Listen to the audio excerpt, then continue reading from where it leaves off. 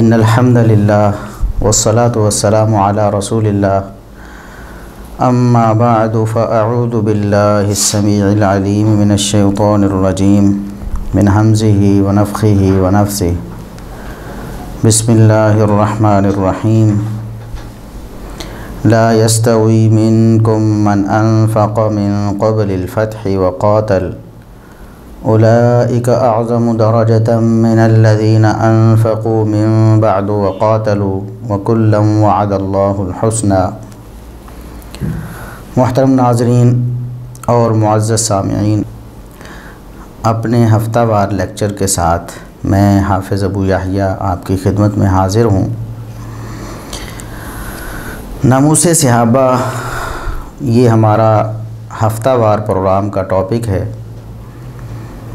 اور اس میں ہم مرزا محمد علی انجینئر صاحب کے جو مغالطات ہیں، ان کے جو غلط نظریات ہیں، قرآن و سنت سے اور سلف صالحین اور اہل سنت سے ان کا جو انحراف ہے، اس پر ہم بات کیا کرتے ہیں۔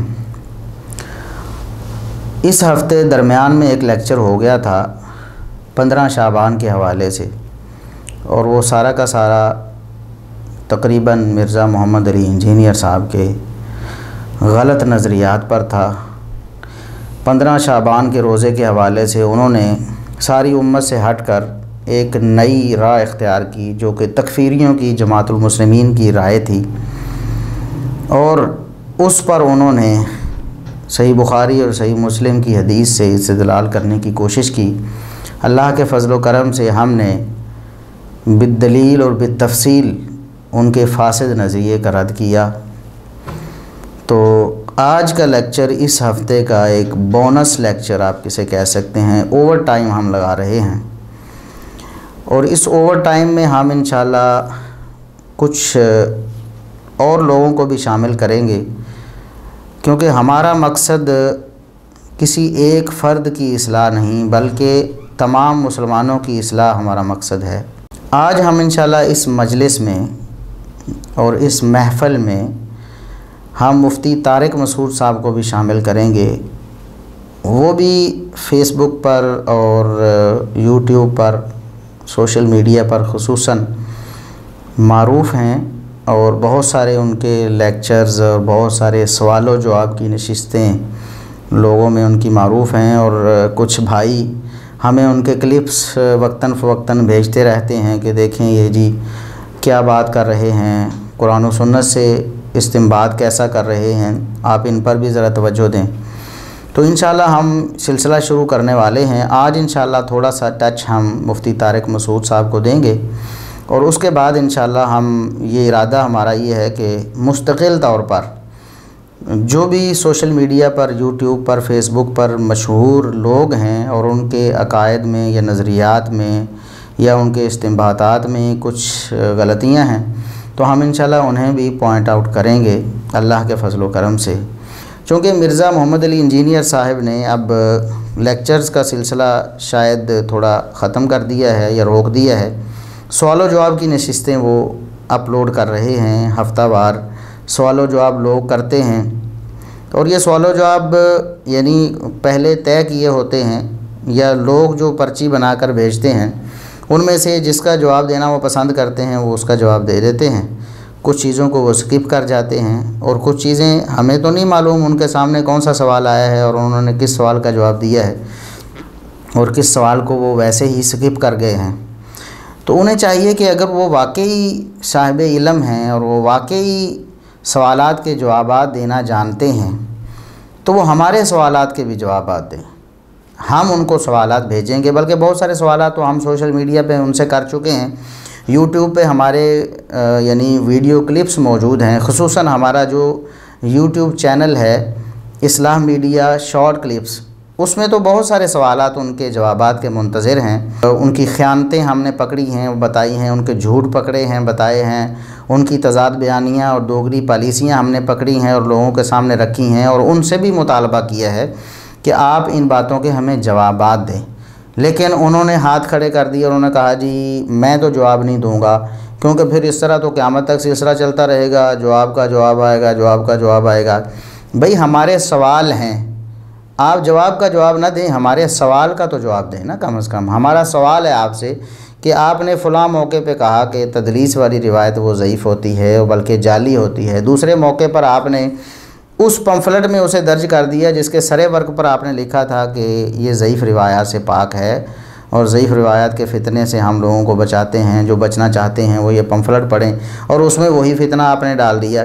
تو یہ ہمارا سوال تھا، اس کا جواب دینا تو آپ پر فرض بھی ہے اور قرض بھی ہے، لیکن آپ اس کا جواب دینے سے ہاتھ کھڑے کر گئے ہیں اور کہتے ہیں کہ میں جواب نہیں دوں گا۔ اسی طرح احادیث کے ترجمے میں آپ نے ڈنڈی ماری، ترجمہ کچھ تھا آپ نے کچھ کر دیا، کسی کا نام ہی سرے سے اس میں نہیں تھا آپ نے ڈال دیا۔ سیدنا معاویہ رضی اللہ تعالیٰ عنہ پر جھوٹا الزام لگا دیا کہ انہوں نے مغیرہ بن شعبہ رضی اللہ تعالیٰ عنہ کو منبر پر کھڑا کیا اور ان سے لعنت کروائی، حالانکہ حدیث میں لفظ ہی اور ہیں۔ اس پہ بھی ہم نے آپ کے سامنے گزارش کی کہ یہ دیکھیں آپ کیوں خیانت کر رہے ہیں، آپ نے اس کا جواب دیں نا، ہم سے ہمارا سوال ہے، آپ اس کا جواب دیں۔ اسی طرح اور بھی بہت سارے سوالات ہیں۔ آپ نے کہا 60 سال ممبروں پہ لعنت ہوتی رہی، عمر بن عبدالعزیز نے لعنت ختم کروائی، بلکہ آپ نے پوچھا تھا دیکھو جی اگر لعنت نہیں ہوتی تھی تو عمر بن عبدالعزیز نے کون سی لعنت ختم کروائی تھی؟ تو ہم نے پوچھا بھی عمر بن عبدالعزیز رحمۃ اللہ علیہ سے تو ایسا کچھ ثابت نہیں ہے کہ لعنت ہوتی تھی انہوں نے ختم کروائی، اور آپ انٹرنیشنل نمبرنگ کا ڈھونگ رچاتے ہیں لوگوں کے سامنے۔ تو اس کی انٹرنیشنل نمبرنگ کیا ہے، کہاں ہے اس کی سند؟ آپ کہتے ہیں کہ تاریخ کے جو بے سند واقعات ہیں یا جھوٹی سندوں کے واقعات ہیں وہ کھوٹے سکوں کی مانند ہیں، اور خود یہ کھوٹے سکے آپ نے اپنے پمفلٹس میں اور اپنی تقریروں میں بھر رکھے ہیں۔ تو جب ہم اس طرح کے سوالات کرتے ہیں تو آپ پر جواب دینا فرض ہے نا، ان سوالوں کے جواب دیں۔ وہ اس طرح کے رافضی یا نیم رافضی جو لوگ آپ نے تیار کر رکھے ہیں، جو لوگ آپ کے لیکچر سنتے ہیں ان سے متاثر ہیں، وہی سوالات لے کر جو آپ چاہتے ہیں وہ آپ کے سامنے آ جاتے ہیں اور آپ سے سوال کرتے ہیں، اور آپ سمجھتے ہیں کہ میں نے کوئی مارکہ مار لیا ہے۔ تو دیکھیں ہم آپ سے سوال کرنا چاہتے ہیں، اگر آپ کا کوئی سوال ہو آپ ہمیں سوال کریں، لکھ کے ہماری طرف بھیج دیں، بول کر اپنی ویڈیو میں کہیں کہ ہمارا سوال حافظ ابو یحییٰ نور پوری سے یہ ہے، اور اللہ کے فضل و کرم سے میں جواب دوں گا، نہ جواب دوں تو میں یعنی جھوٹا ہوں، سارے لوگ خود دیکھ لیں گے کہ ہم جھوٹے ہیں، ہمارے پاس جواب نہیں ہے۔ تو معاذ اللہ ایسا کچھ نہیں ہوگا، ہم اللہ کے فضل و کرم سے قرآن و سنت کی روشنی میں جواب دیں گے آپ کے جتنے بھی سوال اور اشکال ہوں گے۔ آپ سے بھی ہماری گزارش ہے کہ آپ ہمارے سوالوں کے جواب دیا کریں۔ یہ جو لوگوں کے چھوٹے موٹے اور سوال اور آپ کی پسند کے سوال ان کے جواب دینا، یہ کون سا کوئی علمی معرکہ ہے جو آپ مار رہے ہیں؟ تو ہم آپ کو اگر آپ کہیں گے تو ہم آپ کو TCS کر دیں گے، سوالات لکھ کر کہ یہ ہمارے سوالات ہیں ترتیب بار، وہ TCS کریں گے اور آپ اپنی مجلس میں ان سوالات کے جوابات دیں گے، پھر تو ہوئی نا بات۔ تو انشاءاللہ ہم وہ بھی عنقریب آپ کو TCS بھی کرنے والے ہیں، اور سارے لوگوں کو بھی بتائیں گے ہم کہ دیکھیں ہم نے مرزا صاحب سے یہ سوالات کیے تھے اور مرزا صاحب نے جوابات دیے یا نہیں دیے، اور اگر جواب دیا تو کیا دیا، اس پہ پھر ہم انشاءاللہ لوگوں کو بتائیں گے کہ آپ کی علمی قابلیت کیا ہے اور آپ کا منہج اور نظریہ کہاں تک درست ہے۔ تو بہرحال یہ جو آپ نے سوال جو آپ کی مجلس قائم کی اور اس کا نام رکھا علمی اور تحقیقی مجلس، میرے پاس تو اتنا وقت نہیں ہوتا تھا، اور کچھ بنیادی اور بیسک جو ہمارے اختلافات سے صحابہ کرام کے حوالے سے، خصوصاً سیدنا معاویہ رضی اللہ تعالیٰ عنہ، سیدنا مغیرہ بن شعبہ، سیدنا عمرو بن عاص، سیدنا ابو موسیٰ اشعری رضی اللہ تعالیٰ عنہم، جن کے بارے میں آپ زبان درازیاں کرتے تھے کہ انہوں نے امت نال کم پایا معاذ اللہ، اور انہوں نے ڈھونگ رچایا اور انہوں نے ایسا کیا، میں تو وہ کام کر رہا تھا، لیکن کچھ ساتھیوں نے کہا کہ دیکھیں آپ ہفتہ وار ان کا جو لیکچر ہو یا ان کی تو علمی و تحقیقی مجلس ہے جس کو یہ علمی تحقیقی کہتے ہیں، اس کو بھی سنا کریں اور اس کا بھی جواب دیا کریں۔ اور کچھ ساتھیوں نے اس پر اصرار کیا، اور ایک ساتھی نے تو مطلب ہمیں بتایا کہ دیکھیں جو ابھی علمی و تحقیقی مجلس ان کی ہوئی ہے 6 نمبر 29 اپریل 2018 کو، اس میں انہوں نے اہل حدیثوں کو خائن کہا ہے اور اہل حدیثوں کو کہا ہے کہ انہوں نے تحریف کی ہے قرآن کریم میں، تو آپ اس کا جواب دیں۔ تو پھر میں نے کچھ سنا اسے، جہاں سے انہوں نے کہا تھا نا اس موقع پر انہوں نے کہا ہے، اس وقت میں کہا ہے، تو میں نے وہاں سے نکال کر دیکھا، تو پھر مجھے غصہ بھی آیا اور مجھے حیرانی بھی ہوئی کہ ایک شخص بالکل جاہل ہے، اسے عربی زبان کا بھی پتہ نہیں، اسے ترجمہ بھی نہیں آتا ہے، اور وہ ترجمہ غلط کرتا ہے قرآن کریم کا، بڑے آسان سے الفاظ ہیں جن کا ترجمہ وہ بالکل الٹ کرتا جا رہا ہے۔ تو اسے کیسے کس نے حق دے دیا کہ وہ علماء دین پر اور مفسرین پر اور امام المفسرین پر اعتراض کرے کہ اس نے خیانت کی ہے اور اس نے ترجمہ ہی غلط کر دیا ہے، اس پر بھی انشاءاللہ آتے ہیں۔ پہلے میں آپ کو وہ ترجمہ بتاتا ہوں جو مرزا صاحب نے غلط کیا ہے۔ انہوں نے اپنے لیکچر میں کہا فلا تطیع الکافرین، اللہ نے فرمایا اے نبی فلا تطیع الکافرین، کافروں کی بات کا برا مت مانیے۔ قرآن نے کہا ہے فلا تطیع الکافرین وجاہدہم بہ جہادا کبیرا، اے نبی علیہ السلام کافروں کی بات کا برا مت مانیے اور قرآن کے ذریعے بڑا جہاد کیجیے۔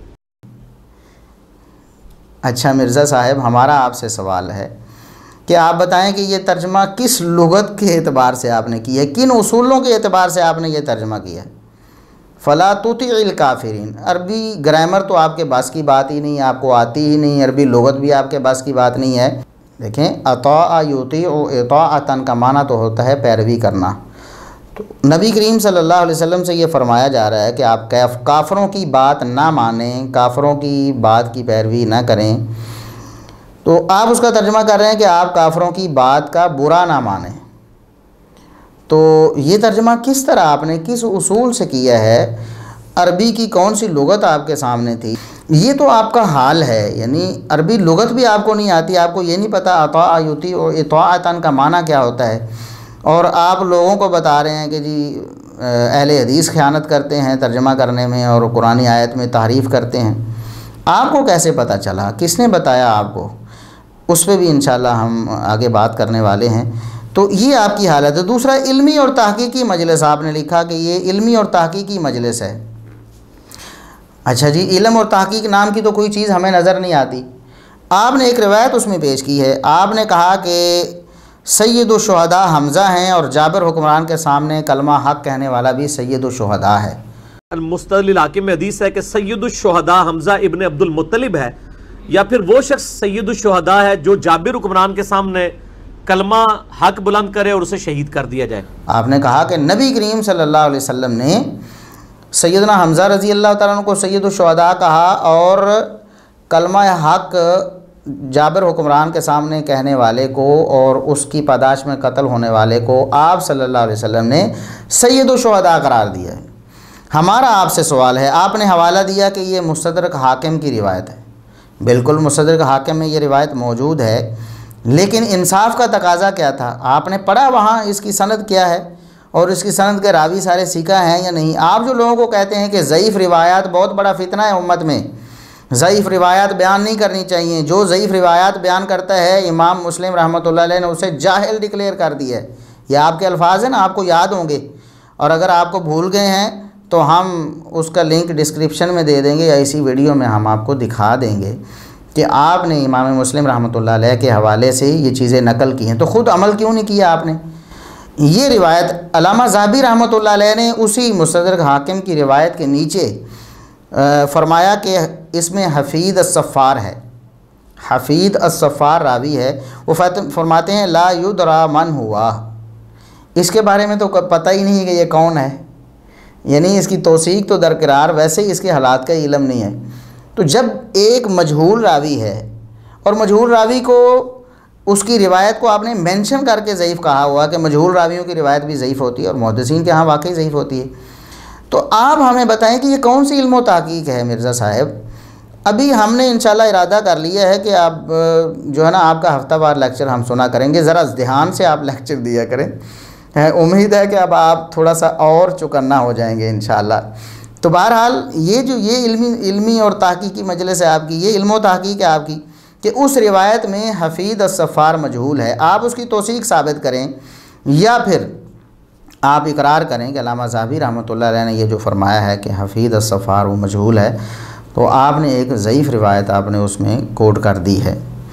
یہ علم و تحقیق ہے آپ کی۔ اس کے بعد آپ نے کہا جی شیعوں کے تقیہ کے بارے میں کہ شیعہ تقیہ کرتے ہیں کہ نہیں کرتے، تو آپ نے کہا کہ ہم تو ظاہر پر حکم لگائیں گے، یہ ایک الگ اور تفصیلی موضوع ہے، انشاءاللہ اس پر پھر کبھی ہم ایک مستقل مجلس اور محفل جمائیں گے اور اس پر انشاءاللہ تفصیل سے بات کریں گے۔ ابھی اس حوالے سے میں اتنا ہی آپ کو بتا دیتا ہوں کہ آپ نے کہا کہ خالد بن ولید رضی اللہ تعالیٰ عنہ نے ایک شخص کو قتل کر دیا، وہ مرتے وقت کلمہ پڑھ رہا تھا وہ، تو خالد بن ولید رضی اللہ تعالیٰ عنہ نے کہا کہ اس نے تو موت کے ڈر سے کلمہ پڑھ لیا، لیکن رسول اللہ صلی اللہ علیہ وسلم اتنے ناراض ہوئے آپ نے 7 دفعہ فرمایا کہ اللہ میں خالد کے عمل سے بری ہوں۔ تو خالد بن ولید رضی اللہ تعالیٰ عنہ نے یہ خواہش کی کہ یا اللہ کاش میں آج سے پہلے مسلمان نہ ہوا ہوتا، کہ مجھ سے یہ غلطی ہوتی اسلام کی حالت میں آج مسلمان ہوتا تاکہ یہ غلطی میرے کھاتے میں نہ پڑتی، مجھ سے یہ غلطی اسلام کی حالت میں نہ ہوتی۔ تو آپ نے کہا کہ حالانکہ لاجیکلی یہ بات صحیح ہے کہ ایک بندہ مرنے کے قریب ہے اور وہ کلمہ پڑھ لے، تو ظاہر ہے کہ اس نے شاید موت کے ڈر سے پڑھا ہوگا، لیکن رسول اللہ صلی اللہ علیہ وسلم نے اس کی سختی سے تردید کی اور آپ ناراض ہوئے۔ آپ نے تب بھی اس کے کلمے کا احترام کیا اور یہ نہیں کہا کہ وہ تقیہ کر رہا ہے، اور آپ نے کہا کہ موت کے وقت اگر کوئی کلمہ پڑھے تو آپ نے اس کے کلمے کا احترام ہی کرنا ہے، یہ نہیں کہنا کہ وہ اوپر سے پڑھ رہا ہے یا موت کے ڈر سے پڑھ رہا ہے۔ یہ بات آپ نے کی اسی علمی و تحقیقی مجلس میں۔ شیعوں کے بارے میں جب ان کے تقیہ کی بات آئی تو آپ نے یہ دلیل پیش کی کہ شیعوں کے بارے میں ایسی بات نہیں کرنی چاہیے، دلوں کے حال تو اللہ ہی جانتا ہے، وہ جب اوپر سے جو کہتے ہیں ہمیں ماننا چاہیے۔ ایک شیعہ کے بارے میں، ایک رافضی کے بارے میں سیدنا ابوبکر و عمر اور عثمان رضی اللہ تعالیٰ عنہم اور دیگر صحابہ کرام پر تبرہ کرنے والوں کے بارے میں آپ نے یہ حسن ظن لیا کہ دیکھو جی نہیں، نبی کریم صلی اللہ علیہ وسلم اس بات پر ناراض ہوئے کہ کسی کے بارے میں یہ سوچنا کہ اس نے موت کے ڈر سے کلمہ پڑھا ہوگا۔ کیا ایسا ہے کہ شیعہ قرآن میں تحریف کے عقیدے پر تقیہ کرتے ہیں؟ ہم تو ظاہر پہ فتویٰ لگاتے ہیں، ظاہری طور پہ تو وہ قرآن کے جو اسی قرآن کو مانتے ہیں جو ہمارا ہے۔ میرا اس کے یوٹیوب کے اوپر کلپ بھی ہے، حالانکہ یہ لاجیکلی بالکل صحیح ہے کہ ایک بندہ مرنے کے قریب ہے اور وہ کلمہ پڑھ دے، لیکن نبی علیہ السلام فرما رہے ہیں آپ نے تب بھی اس کے کلمے کا احترام کرنا ہے کہ وہ تقیہ نہیں کر رہا۔ لیکن آپ کو یاد ہے کہ آپ نے سیدنا معاویہ رضی اللہ تعالیٰ عنہ، سیدنا ابو سفیان رضی اللہ تعالیٰ عنہ اور دیگر ان صحابہ کے بارے میں جو فتح مکہ کے موقع پر مسلمان ہوئے، ان کے بارے میں آپ نے کہا تھا کہ آپ جناب ان صحابہ کی بات کرتے ہیں جنہوں نے موت کے ڈر سے کلمہ پڑھ، تلوار کے ڈر سے کلمہ پڑھ لیا تھا۔ وہ فتح مکہ کے بعد جو معافی مانگ کے مسلمان ہوئے، پوری زندگی اسلام کی پیٹھ میں چھرا گھونپتے رہے اور بعد میں موت کے ڈر سے کلمہ پڑھ لیا، ان کے اوپر یہ آیات لگانا تو یہ قرآن پاک کے ساتھ خیانت کرنا ہے۔ شیعوں کے بارے میں آپ اس بات کو ماننے کے لیے تیار نہیں ہیں۔ آپ کہتے ہیں کہ وہ زبانی طور پر جو کہتے ہیں ہمیں ماننا چاہیے ورنہ حدیث رسول کے مخالف ہو جائیں گے ہم، لیکن صحابہ کرام کے بارے میں معاذ اللہ سیدنا معاویہ رضی اللہ تعالیٰ عنہ کے بارے میں آپ یہ کہتے ہیں کہ انہوں نے موت کے ڈر سے کلمہ پڑھ لیا تھا۔ ہم نے پہلے بھی آپ سے پوچھا تھا مرزا صاحب اشققت قلبہ، آپ اللہ کو کیا جواب دیں گے؟ کل آپ نے دل چیر کے دیکھا تھا۔ گمراہوں کے بارے میں آپ اتنی نرمی کرتے ہیں، آپ کہتے ہیں کہ ان کے تقیے کو چھوڑو جی، وہ ظاہری بات جو ہے اس پر عمل کرنا چاہیے، اور یہ حدیث کے خلاف ہے کہ آپ کہیں کہ ان کی نیت ایسی اور ایسی ہے۔ تو صحابہ کرام کی نیت آپ نے ان کے دل چیر کے دیکھی تھی کہ انہوں نے موت کے ڈر سے کلمہ پڑھا یا انہوں نے بخوشی کلمہ پڑھ لیا؟ آپ کے پاس کیا دلیل تھی؟ یہ ہے آپ کی تحقیق مرزا صاحب، یہ ہے آپ کا علم۔ اللہ تبارک و تعالیٰ آپ کو ہدایت نصیب فرمائے۔ ہم اللہ تبارک و تعالیٰ سے مسلسل یہی دعا کر رہے ہیں کہ اللہ تبارک و تعالیٰ آپ کو راہ راست پہ لے آئے۔ پھر آپ نے جو اصل میرا یہ آج لیکچر کا مقصد ہے یا جس پر ہم نے بات کرنی ہے، جو آپ نے اہل حدیث کو کہا کہ انہوں نے تعریف کی ہے یہ خائن ہے، وہ یہ بات تھی، آپ نے کہا کہ مرے ہوئوں کی غلطیاں بیان کرنا اللہ کی سنت ہے۔ قرآن میں اللہ نے قصہ آدم و ابلیس بیان کیا۔ بھئی دیکھیں، آدم و ابلیس کا قصہ، حضرت آدم علیہ السلام کی غلطی اللہ نے بیان کی، لیکن کیا اللہ نے یہ فرمایا یا پھر مسلمان یہ نظریہ رکھتے ہیں کہ آدم علیہ السلام نے جناب اتنی بڑی غلطی کر کے ساری انسانیت کا بیڑا غرق کر دیا؟ کیا کبھی کیا کسی نے؟ دلیل آپ صحابہ کرام کی غلطیاں بیان کرنے کی آدم علیہ السلام کی غلطی کو قرار دیتے ہیں کہ اس کو قرآن نے بیان کیا ہے، لیکن انداز آپ بالکل جدا کر لیتے ہیں۔ قرآن کا انداز آپ نے نہیں دیکھا اور مسلمانوں کا عقیدہ نہیں دیکھا آدم علیہ السلام کے بارے میں کیا تھا۔ کیا کوئی مسلمان کبھی یہ تصور کر سکتا ہے کہ وہ ایسا کہے آدم علیہ السلام نے جناب بیڑا غرق کر دیا، جناب انسانیت کا بیڑا غرق کر دیا، یہ کر دیا وہ کر دیا؟ نہیں نہ کہتے آپ کے ایمان کے منافی ہے نا۔ تو اس کی مثال دے کے آپ سیدنا معاویہ رضی اللہ تعالیٰ عنہ اور دیگر صحابہ کرام کے بارے میں کہتے ہیں کہ انہوں نے جناب امت نال کم پایا، معاذ اللہ۔ اس پر ہم تفصیلی بات کر چکے ہیں کہ آپ اس طرح کے مغالطے لوگوں کو نہ دیں، یہ مسکنسیپشن ہے جو خود آپ کے ذہن میں اور آپ لوگوں میں اس کو ٹرانسفر کر رہے ہیں۔ کیوں آپ ایسا کرتے ہیں؟ جب آپ مثال آدم علیہ السلام کی دیتے ہیں، انبیاء کی دیتے ہیں، تو ادھر آپ جو کام جو ہے وہ رافضیوں والا کرتے ہیں۔ کیا اہل سنت نے کبھی ایسے کیا ہے کہ صحابہ کرام کے بارے میں ایسے کہا وہ ڈھونگ رچاتے رہے؟ ان کی نیتوں پہ کبھی انہوں نے حملہ کیا ہے؟ کہا ہے کہ وہ تو جناب اقتدار کے لالچی تھے اور لوگوں کے خونوں کے پیاسے ہو گئے جناب اپنی حکومت کے لیے، معاذ اللہ استغفر اللہ۔ تو غلطیاں ایسے بیان نہیں ہوتی، بالکل ایسے ہی کریں جیسے آدم علیہ السلام کی غلطی اللہ نے بیان کی اور آپ لوگوں کے سامنے بیان کرتے ہیں۔ ادب بھی ہے، احترام بھی ہے، کوئی دل میں کدورت نہیں، کوئی رنج نہیں ہے۔ ہاں اس طرح بیان کریں، غلطیاں آپ اچھالتے ہیں، آپ غلطیاں اس طرح بیان نہیں کرتے۔ اور پھر ہم نے کہا تھا کہ اہل بیت سے بھی غلطیاں ہوئی ہیں، سیدنا علی رضی اللہ تعالیٰ عنہ، سیدنا عباس رضی اللہ تعالیٰ عنہ سے، سیدہ فاطمہ رضی اللہ تعالیٰ عنہ سے، ان سے بھی غلطیاں ہوئی ہیں، اور انہی حدیثوں میں لکھی ہوئی ہیں جن حدیثوں کی کتابوں سے آپ دوسروں کی غلطیاں تلاش کر کے نقل کرتے ہیں اور مسالہ لگا کر اچھالتے ہیں نا، انہی حدیث کی کتابوں میں سیدنا علی رضی اللہ تعالیٰ عنہ کی غلطی بھی لکھی ہوئی ہے کہ آپ نے کبھی اس طرح اسے بیان کیا اور پھر استغفر اللہ یہ کیا کر دیا، وہ کبھی ایسے کہا آپ نے؟ یہ کیا انصاف ہے آپ کا؟ یہ آپ جو ہے نا مغالطہ بازی چھوڑ دیں، آپ لوگوں کو ایسے مغالطے نہ دیں۔ وہ آپ کی زبانی جس طرح آپ کہا کرتے ہیں کس پبلک کو آپ دھوکہ دے رہے ہیں اور کب تک دے رہے ہیں؟ ایک حد ہوتی ہے نا کسی شخص کی، کچھ لوگوں کو تو انسان دھوکہ دے دیتا ہے اور کچھ وقت تک دے دیتا ہے، ہمیشہ کے لیے سارے انسانوں کو تو آپ دھوکہ نہیں دے سکتے نا۔ آپ پبلک کو سمجھ آ رہی ہے اور وہ آپ سے بیزار ہو رہے ہیں، اور انشاءاللہ ہم اس سلسلے کو جاری رکھیں گے، اور آپ کی یہ جو جہالتیں ہیں اور آپ کی جو خیانتیں ہیں اور آپ کی جو زبان درازیاں ہیں اور آپ کی جو گستاخیاں ہیں صحابہ کرام کی شان میں، ہم ان لوگوں کے سامنے بیان کرتے رہیں گے۔ اب وہ آیت ہے جس کے بارے میں آپ نے کہا کہ قرآن نے کہیں منع نہیں کیا کہ پرانے لوگوں نے جو غلطیاں کر لیں وہ ہو گئیں، تم سے ان کی غلطیوں کے بارے میں نہیں پوچھا جائے گا۔ آپ نے کہا کہ اصل میں تو ترجمہ ہی یہ تھا کہ پرانے لوگوں نے، انبیاء نے، صلحاء نے جو نیکیاں کر لی ہیں وہ تمہارے کام نہیں آنے والی ہیں، اور تم سے ان کے بارے میں سوال نہیں کیا جائے گا، تم سے تمہاری نیکیوں کے بارے میں سوال کیا جائے گا۔ لہٰذا اس کا ترجمہ یہ کرنا کہ پرانے لوگوں کی نیکیاں بھی ان کے لیے اور ان کی برائیاں ان کے لیے، تم سے ان کے بارے میں سوال نہیں کیا جائے گا، یہ برائیوں کا تذکرہ کرنا آپ نے کہا یہ خیانت ہے۔ آپ نے کہا کہ میں بھی یہ سمجھتا تھا، یہ تو امت کو انہوں نے گمراہ کیا ہوا تھا، وہ تو جناب اسحاق جھالوی صاحب کا بھلا ہو، انہوں نے مجھے یہ بات سمجھا دی۔ دیکھا کتنا بڑا دھوکہ دیا انہوں نے، تعریف کی ہے قرآن کے اندر ان علماء نے، اور یہ آج کے اہل حدیث علماء نہیں، پرانوں نے بھی یہ تعریف کی ہے۔ یہ تو اللہ بھلا کرے مولانا اسحاق صاحب کا، جب میں نے ان سے 40 کوسچنز کیے اس وقت تک میں بھی یہ سمجھتا تھا، تو انہوں نے جب یہ عربی لنگوسٹک کا میرا تو صرف دھیان نہیں گیا، میں نے کہا اتنی بڑی تعریف پیچھے تک، یہ سارے مولوی یہ حرکتیں کرتے ہیں۔ اسحاق جھالوی صاحب کی تفسیر آپ کو منظور ہے اور اس پر آپ بنیاد بنا رہے ہیں اور ہمیں خیانت کا مرتکب کہہ رہے ہیں اور ہمیں کہہ رہے ہیں کہ ہم نے تعریف کی ہے اسحاق جھالوی صاحب کے پیچھے چل کے، جن کے بارے میں ہم اللہ کے فضل و کرم سے بڑی تفصیل سے بتا چکے ہیں کہ صحابہ کرام کے بارے میں ان کا نظریہ کیا تھا۔ وہ کہتے تھے چند ایک صحابہ کرام ہیں جن سے اللہ راضی ہوا، ساروں سے تھوڑا راضی ہوا ہے۔ یہ رافضیوں کا نظریہ، خالص رافضیوں کا نظریہ ہے صحابہ کرام کے حوالے سے کہ چند ایک صحابہ کرام اللہ کے پسندیدہ تھے، اللہ ان سے راضی ہوا، باقیوں سے نہیں ہوا۔ اسی طرح وہ تو سیدنا عثمان رضی اللہ تعالیٰ پر بھی تان کرتے ہیں اور غصے سے لال پیلے ہو جاتے ہیں ان کے ذکر پہ، اور ایسی ایسی گستاخی اور توہین کرتے ہیں، ہم نے لوگوں کے سامنے پیش کر دی اللہ کے فضل و کرم سے۔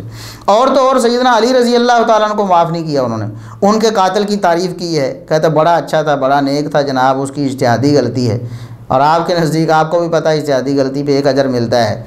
تو اسحاق جالوی کے بقول معاذ اللہ استغفر اللہ، وہ جو لعنتی تھا عبد الرحمن بن ملجم جس نے سیدنا علی رضی اللہ تعالیٰ کو شہید کیا، آپ کے بقول اس کو 1 اجر ملا، معاذ اللہ استغفر اللہ۔ تو یہ اسحاق جالوی صاحب تھے، آپ نے ان کے کہنے پہ قرآن کریم کی جو تفسیر ہے مفسرین نے کی ہے، اور میں آپ کو بتاؤں گا کہ 300 سال والے جو سلف صالحین ہیں وہ اس کی تفسیر کیا کرتے رہے ہیں اور آپ کیا کرتے ہیں۔ بہرحال آپ نے ایک دلیل دی، آپ نے کیا کہا؟ آپ نے کہا کہ لہا ما کسبت ولکم ما کسبتم، قرآن نے کہا کہ ان کے لیے جو انہوں نے عمل کیے، تمہارے لیے جو تم عمل کرتے ہو، لہٰذا یہاں نیکیوں کا تذکرہ ہے، یہاں گناہوں کا تذکرہ نہیں ہے۔ یہاں نیکیوں کے بارے میں بات ہوئی ہے کہ جو گزرے ہوئے لوگوں نے نیکیاں کیں ان کے لیے وہ نیکیاں ہیں، اور جو نیکیاں تم کرو گے تمہارے لیے وہ نیکیاں ہیں۔ یہاں گناہوں کا تذکرہ ہو ہی نہیں سکتا۔ کیوں؟ دلیل آپ نے یہ دی کہ یہاں لہا کا لفظ استعمال ہوا ہے اور لکم کا لفظ استعمال ہوا ہے۔ اگر یہاں گناہوں کا بھی تذکرہ ہوتا یا گناہوں اور نیکیوں دونوں کا تذکرہ ہوتا تو یہاں الگ الگ ہوتا۔ لہا نیکیوں کے لیے ہونا چاہیے اور علیہا برائیوں کے لیے ہونا چاہیے۔ یہ لہا ما کسبت ہے، علیہا ما کسبت، ان پر وبال ہو ان کی برائیوں کا، وعلیکم ما کسبتم، اور تم پر وبال ہوگا تمہاری برائیوں کا، تو پھر آپ کی بات صحیح ہوتی۔ یہ نیک مال کا ذکر ہے، برے مال کا ذکر نہیں ہے۔ یہ آپ نے ایک منطق پیش کی، اور یہ منطق آپ کی اتنی بودی ہے، یہ آپ کی جہالت کی بین دلیل ہے۔ یہ آپ کا قرآن پر اعتراض ہے، اہل حدیث پر نہیں ہے اور مفسرین پر نہیں ہے۔ یہ آپ کا اہل حدیث پر، اہل سنت پر، مفسرین پر اعتراض نہیں، یہ آپ کا قرآن پر اعتراض ہے۔ ہم آپ کو ابھی بتائیں گے، اس سے پہلے ہم آپ کو بتاتے ہیں کہ بسا اوقات کچھ الفاظ ایسے ہوتے ہیں جو مجازن بھی ایک دوسرے کے معنی میں استعمال ہو جاتے ہیں۔ یہ تو ایک لام کا مسئلہ ہے نا، لام اس معنی میں استعمال ہو سکتا ہے کہ نہیں، اور آپ تو جانتے نہیں، عربی زبان سے آپ بالکل نابلد ہیں۔ جو عربی زبان کو سیکھتے ہیں، جو سمجھتے ہیں، جو پڑھتے ہیں، وہ تو ان کے روزمرہ ان کے سامنے ایسی مثالیں قرآن و حدیث سے آتی رہتی ہیں کہ حروف جو ہیں نا، حروف جارہ عموماً وہ ایک دوسرے کے معنی میں استعمال ہوتے رہتے ہیں۔ لام الہ کے معنی میں استعمال ہوتا رہتا ہے، دیگر بہت ساری مثالیں ہیں، ابھی تفصیل کا وقت نہیں ہے۔ میں آپ کو ایک موٹی سی مثال دیتا ہوں۔ قرآن کریم میں یہ سورہ بقرہ آیت نمبر 25 ہے، وَبَشِّرِ الَّذِينَ آمَنُوا وَعَمِلُوا الصَّالِحَاتِ أَنَّ لَهُمْ جَنَّاتٍ۔ اے نبی، آپ ایمان والوں کو اور نیک عمل کرنے والوں کو بشارت دے دیجیے، خوشخبری دے دیجیے، ان کے لیے جنتیں ہیں، باغات ہیں۔ اسی طرح سورہ بقرہ کی آیت نمبر 155 میں ہے، وَبَشِّرِ الصَّابِرِينَ، صبر کرنے والوں کو آپ خوشخبری دے دیں۔ سورہ بقرہ کی آیت نمبر 223 میں ہے کہ وَبَشِّرِ الْمُؤْمِنِينَ، مومنوں کو آپ خوشخبری دے دیں۔ اسی طرح سورہ حج کی آیت نمبر 37 ہے، وَبَشِّرِ الْمُحْسِنِينَ، آپ احسان کرنے والوں کو، نیکی کرنے والوں کو خوشخبری دے دیں۔ اسی طرح وَبَشِّرِ الْمُخْبِتِينَ بھی سورہ حج میں ہے، اور دیگر مقامات پر بشارت جو ہے، خوشخبری جو ہے، وہ نیک لوگوں کو دی جاتی ہے، برے لوگوں کو نہیں دی جاتی۔ لیکن قرآن کریم میں ہی اس بشارت کے لفظ کا اطلاق جو کافروں کے لیے بھی ہو گیا، جیسا کہ اللہ تبارک و تعالیٰ نے قرآن کریم میں ہی یہ ارشاد فرمایا، وَبَشِّرِ الَّذِينَ كَفَرُوا بِعَذَابٍ أَلِيمٍ، کہ کافروں کو دردناک عذاب کی خوشخبری دے دیجئے۔ اب یہ دیکھیں، لفظ بشارت کا ہے، وہی وبشر، وہی مومنوں کے لیے، وہ محسنوں کے لیے، وہی کافروں کے لیے، لیکن یہاں معنی بالکل الٹ ہو گیا ہے۔ بشارت کا معنی یہاں نہیں ہے عذاب علیم کی بشارت ہوتی ہے یا دھمکی ہوتی ہے یا وعید ہوتی ہے۔ لفظ تو وعید کا ہونا چاہیے تھا نا، لفظ تو دھمکی کا ہونا چاہیے تھا، لفظ انذار، ڈرانے کا ہونا چاہیے تھا، لیکن اللہ تبارک و تعالیٰ نے استعمال کر دی یہ لغت عرب، بلکہ ہر لغت میں بسا اوقات ایسے ہو جاتا ہے، عربی لغت میں تو یہ عام بات ہے کہ ایک لفظ دوسرے لفظ کے معنی میں استعمال ہو جاتا ہے، بلکہ بالکل الٹ معنی میں استعمال ہو جاتا ہے۔ وَبَشِّرِ الَّذِينَ كَفَرُوا بِعَذَابٍ أَلِيمٍ، کافروں کو عذاب علیم کی خوشخبری دے دو۔ اس کا کیا مطلب ہے؟ تو یہ جو حروف جارہ کا ایک دوسرے کے معنی میں استعمال ہو جانا، یہ علماء لغت نے لکھا ہے کہ یہ لام کے معنی، لام جو ہے یہ بسا اوقات الہ کے معنی میں بھی استعمال ہو جاتا ہے، اور اس کی مثال قرآن کریم میں موجود ہے۔ یہی بات جو آپ نے کی ہے نا کہ اگر یہاں گناہوں کا تذکرہ ہوتا یا یہاں گناہ معنی کیا جا سکتا ہوتا یا غلطیاں معنی کیا جا سکتا ہوتا کہ لہا ما کسبت، جو غلطیاں پچھلوں نے کی ہیں ان کا وبال ان پر ہے، اگر ایسا ہوتا تو الا ہونا چاہیے تھا، لہا نہیں ہونا چاہیے تھا۔ یہی آپ کا استدلال تھا، یعنی الا ہونا چاہیے تھا اگر غلطیوں کا بیان ہے تو۔ غلطیوں کے بیان کے لیے لام کا استعمال آپ نے کہا غلط ہے۔ ہم آپ کو قرآن کریم ہی پڑھاتے ہیں مرزا صاحب۔ یہ ذرا آپ سورۃ الاسراء آیت نمبر 7 تو نکالیں، ذرا آپ نکال کے ذرا دیکھیں ٹھنڈے دماغ سے، تعصب کی پٹی کو ہٹا کر، اللہ تبارک و تعالیٰ سے ہدایت کی طلب کر کے، اکیلے بیٹھ کر اللہ سے ڈر کر آپ نے یہ آیت نکالنی اور اس کا ترجمہ آپ نے پڑھنا ہے اور الفاظ پہ غور کرنا ہے۔ اللہ تبارک و تعالیٰ نے کیا ارشاد فرمایا؟ ان احسنتم احسنتم لانفسکم، اگر تم نیکی کرو گے تو نیکی کرو گے اپنی جانوں کے لیے، اپنی جان کے لیے ہی نیکی کرو گے نا۔ وَإِنْ أَسَأْتُمْ فَلَهَا، اور اگر تم برائی کرو گے، اگر تم غلطی کرو گے تو اپنی جان کے اوپر ہی اس کا وبال ڈالو گے نا۔ وَإِنْ أَسَأْتُمْ، أَسَاءَ يُسِیءُ کا کیا معنی ہے مرزا صاحب؟ میں آپ کو بتاتا ہوں۔ أَسَاءَ يُسِیءُ، اِساءَتًا کا معنی ہوتا ہے برائی کرنا، غلطی کرنا۔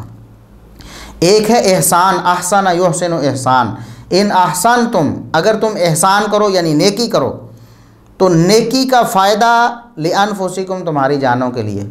وَإِنْ أَسَأْتُمْ، اور اگر تم برائی کرو، اگر تم غلطی کرو تو اس کا نقصان لہا علیہا نہیں مرزا صاحب، علیہا نہیں، اللہ کے لیے آپ کا یہ میدان نہیں ہے مرزا صاحب۔ آپ انجینئر ہیں، آپ اس میں خدمات سر انجام دیں نا، انجینئرنگ میں آپ کا وہ میدان ہے۔ آپ اگر کوئی دین کی بات کرنا چاہتے ہیں، علماء حق سے رہنمائی لیں، آپ ان کے پاس بیٹھیں، ان کو فون کریں، میں یہ بیان کرنا چاہتا ہوں، اس کا مطلب اور معنی مفہوم کیا ہے۔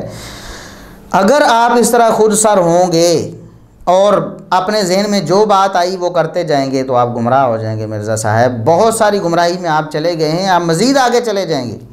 ہم آپ کو اللہ کا واسطہ دیتے ہیں، ہم آپ کے خیر خواہ ہیں، آپ کے بدخواہ نہیں ہیں، ہمیں آپ سے کوئی ذاتی دشمنی نہیں ہے۔ اللہ تبارک و تعالیٰ جانتا ہے ہمارے دل میں آپ کی ہدایت کی طمع ہے، آپ کی ہدایت کی لالچ ہے۔ اللہ تبارک و تعالیٰ اس بات پر گواہ ہے اور شاہد ہے، ہماری آپ سے کوئی ذاتی عداوت اور دشمنی نہیں ہے کہ جو ہم نکالتے ہیں آپ کو جناب بدنام کرنا چاہتے ہیں یا آپ کو ڈی ویلیو کرنا چاہتے ہیں لوگوں کے نظروں میں۔ ہم آپ کے خیر خواہ ہیں اور لوگوں کو جو ہے آپ کے بارے میں بتاتے ہیں کہ ان کی بھی خیر خواہی ہے اس میں، وہ کہیں آپ کی گمراہی میں پڑھ کر وہ بھی گمراہ نہ ہو جائیں۔ تو یہ قرآن کریم کی آیت ہے، سورۃ الاسراء کی آیت نمبر 7 ہے، وَإِنْ أَسَأْتُمْ فَلَهَا۔ آپ نے جو قاعدہ کلیہ بیان کیا ہے اس کے مطابق تو معاذ اللہ نے غلط کہا، استغفر اللہ، اور اگر اللہ نے صحیح کہا اور یقیناً اللہ نے صحیح کہا ہے تو پھر آپ کا قاعدہ کلیہ غلط ہے کہ اگر گناہوں کا یا غلطیوں کا ذکر ہوتا تو علیہا ہونا چاہیے تھا، لہا نہیں ہونا چاہیے تھا۔ اور یہ تو ہو گئی بات ایک اصولی بات، اور میں آپ کو بتاؤں کہ اس آیت جو آپ کہتے ہیں نا کہ اس کا کانٹیکسٹ جو تھا وہ بھی اس کی نفی کرتا ہے، پیچھے تو انبیاء کا ذکر ہے، اور انبیاء نے کون سی غلطیاں کرنی تھیں؟ انبیاء نے تو نیکیاں کرنی تھیں، اور یہود جو ہیں وہ انبیاء کی طرف اپنی نسبت کرتے تھے، تو اللہ نے فرمایا کہ انبیاء کی نیکیاں تو ان کے لیے ہی ہیں، تو تم اپنی نیکیاں کرو۔ دراصل اس کا جو کانٹیکسٹ آپ پیچھے رکوع سے پڑھیں، وَمَنْ يَرْغَبُ عَنْ مِلَّةِ إِبْرَاهِيمَ إِلَّا مَنْ سَفِهَ نَفْسَهُ، کہ دین ابراہیمی سے کون اعراض کر سکتا ہے؟ کوئی بیوقوف ہی اعراض کر سکتا ہے نا۔ تو وہاں اللہ تبارک و تعالیٰ نے وہاں سے شروع کیا کہ مشرکین مکہ نے دین ابراہیمی سے اعراض شروع کر دیا تھا، اور جو باتیں انہوں نے اپنی طرف سے گھڑی تھیں وہ دین ابراہیمی بنا کر لوگوں کو بتانا شروع کر دیا اور کہنا شروع کر دیا کہ یہ ملت ابراہیمی ہے۔ یاد رکھیں کہ مشرکین مکہ بھی ملت ابراہیمی پر ہونے کے دعوے دار تھے، ان کی جو خرافات تھی ظاہر ہے وہ اسے ابراہیم علیہ السلام کی سنت کہتے تھے یا ابراہیم علیہ السلام کی تعلیمات کہتے تھے، تب ہی تو ملت ابراہیمی پر ہونے کے دعوے دار تھے نا۔ تو اللہ نے بتایا کہ یہ اپنا کفر اور اپنا شرک جو ہے اسے ابراہیم علیہ السلام کی طرف منسوب کرتے ہیں، تو اس بات کو اللہ تبارک و تعالیٰ نے آگے چلایا اور اس کی تردید بھی کی کہ دیکھیں ابراہیم علیہ السلام نے اور یعقوب علیہ السلام نے تو توحید کی دعوت دی اپنے بیٹوں کو، تو تم شرک پر اصرار کر رہے ہو اور کہہ رہے ہو کہ ہم پھر بھی ملت ابراہیمی پر ہیں۔ تو ملت ابراہیمی کو غلط کوٹ کر رہے تھے، وہ ملت ابراہیمی کی طرف غلط باتیں منسوب کر رہے تھے اور ملت ابراہیمی میں غلط باتیں ڈالنے کی کوشش کر رہے تھے۔ تو اللہ تبارک و تعالیٰ نے اس کانٹیکسٹ میں پھر فرمایا کہ اگر تمہاری بات مان لی جائے، حالانکہ حقیقت اللہ نے بیان کر دی ایسے نہیں ہے، اگر تمہاری بات مان بھی لی جائے کہ معاذ اللہ بالفرض والمحال کہ ابراہیم علیہ السلام یا ان کی اولاد جو ہے انہوں نے تمہارا عقیدہ جو تم نے ابھی اپنایا ہوا ہے وہی ان کا عقیدہ تھا، معاذ اللہ وہ گمراہی پر تھے، وہ شرک پر تھے، تو ان کا معاملہ ان کے ساتھ ہے نا، تم سے تو تمہارے بارے میں پوچھا جائے گا، تمہارے پاس حق آ چکا ہے محمد رسول اللہ صلی اللہ علیہ وسلم کی وساطت سے، قرآن تمہارے پاس آ چکا ہے، محمد رسول اللہ صلی اللہ علیہ وسلم بطور نمونہ آ چکے ہیں، آپ اللہ کے نبی ہیں، تو آپ کو تو حق قبول کرنا چاہیے نا۔ انہوں نے جو نیکیاں کی ہیں وہ بھی ان کے لیے ہیں، اگر انہوں نے معاذ اللہ تمہارے بقول کفر اور شرک کیا ہے، تم اپنے کفر اور شرک کو ان کی طرف منسوب کرتے ہو، اگر ایسا ہے تو اس کا نقصان بھی انہیں ہی ہونے والا ہے نا۔ تم سے نہیں پوچھا جائے گا کہ ابراہیم اور اس کی اولاد کیا کرتے رہے، اگر معاذ اللہ تمہارے بقول وہ شرک کرتے بھی رہے تم سے یہ نہیں پوچھا جائے گا، تم سے تو یہ پوچھا جائے گا کہ تم نے کیا کیا ہے۔ یہ اصل میں اس کا کانٹیکسٹ تھا۔ اور امام ابو جعفر طبری رحمۃ اللہ علیہ، ان کے نام سے کون واقف نہیں ہے، یہ 224 ہجری میں پیدا ہوئے ہیں اور 310 ہجری میں فوت ہوئے ہیں۔ 224 سے لے کر یعنی 76 سال انہوں نے تیسری صدی ہجری میں گزارے ہیں اور چوتھی کے شروع میں فوت ہو گئی۔ یہ تیسری صدی ہجری کے امام ہیں۔ آپ جو کہتے تھے نا کہ ہم 300 سالوں کے مسلمانوں کا فہم لیتے ہیں، 300 سال پہلے 300 سال کے مسلمان جو قرآن و سنت کا فہم پیش کریں ہم اس پر عمل کرتے ہیں، یہ آپ نے لکھا بھی اور آپ نے بولا بھی۔ تو پہلے 300 سال کی گارنٹی نبی صلی اللہ علیہ وسلم نے خود دی ہے۔ ہمارے اصل اسلاف کون ہے، ہمارے اصل بزرگان دین کون ہے؟ پہلے 300 سال۔ اب آپ کو کہاں بھول گیا، ہم آپ کو بتائیں کہ اس کا جو ترجمہ ہے یا اس کی جو تفسیر ہے اس آیت کی، وہ امام ابو جعفر طبری رحمۃ اللہ علیہ نے کیا کی ہے۔ اور پھر کسی مفسر نے امام طبری رحمۃ اللہ علیہ کی تفسیر کو غلط نہیں کہا کہ انہوں نے تو غلط بیان کر دیا یا قرآن میں تحریف کے مرتکب ہو گئے۔ آپ کے بقول تو یہ تحریف تھی نا، جس کو آپ تحریف کہہ رہے ہیں وہ امام طبری رحمۃ اللہ علیہ نے نقل کی ہے۔ میں ان کے الفاظ آپ کو پڑھ کے سناتا ہوں۔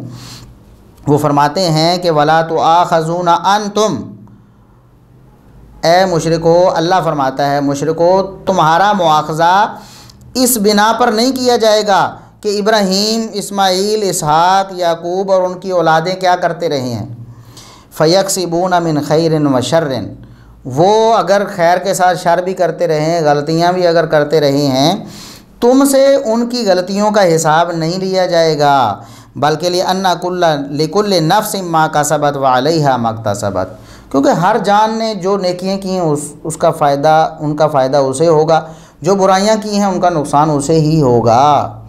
یہ تفسیر امام ابو جعفر طبری رحمۃ اللہ علیہ کی ہے، جو پہلی 300 صدیوں والے مسلمان ہیں اور امام المفسرین ہے، سب سے پہلی جو مکمل تفسیر اس انداز سے بڑی تفصیل کے ساتھ، اور پھر تفسیر بالمعصور یعنی قرآن کی قرآن کے ساتھ، پھر حدیث کے ساتھ، پھر صحابہ اکرام، پھر تابعین، پھر تبع تابعین کے اقوال کے ساتھ جو کی ہے وہ امام ابو جعفر طبری رحمۃ اللہ علیہ نے کی ہے، اسی لیے انہیں امام المفسرین کہا جاتا ہے۔